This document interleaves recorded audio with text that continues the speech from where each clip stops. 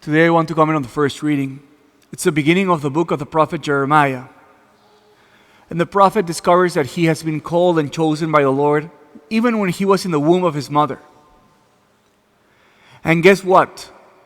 Jeremiah, like every other character in the Bible, when he discovers that he's being called for something, he gets scared and he makes up excuses.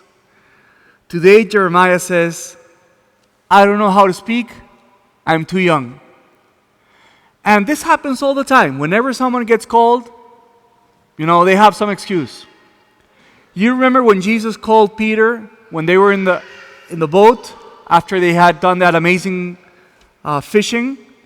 Peter said, "Stay away, I'm a sinner." A couple of weeks ago, we heard the prophet Amos who was called.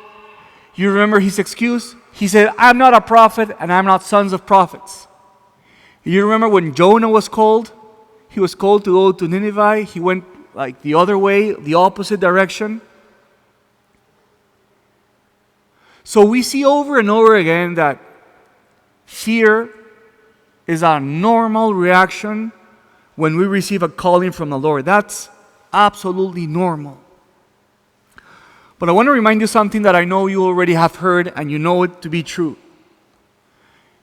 Having courage doesn't mean that you don't have fear. Having courage means that you have the capacity to overcome your fears. That's what courage is about. It's not that you don't feel fear at all. It means that you have the courage to face the fear. And I want to tell you a little personal story about fear and overcoming fear, and then being able to laugh about your fears.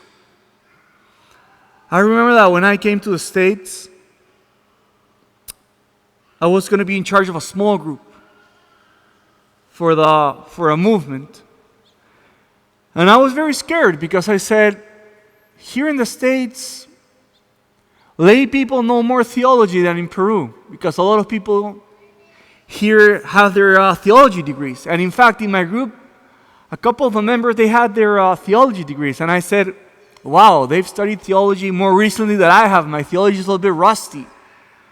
And I was all fearful about, being able to give the talks to a small group.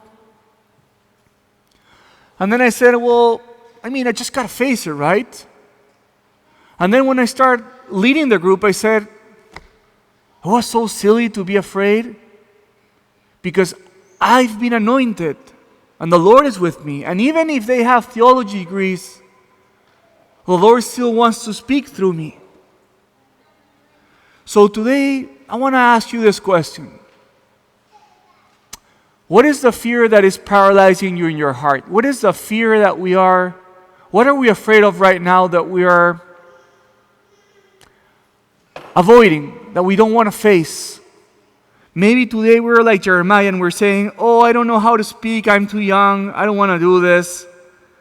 Call a different person, this is not for me. I just want to remind you that being courageous doesn't mean that you don't have fear. Being courageous means you face your fear in spite of how difficult it is. So today, let us, brothers and sisters, let today's reading inspire us to have the capacity to face whatever we're running for, knowing that the Lord sends us, that He speaks for us, that He will be with us to deliver us.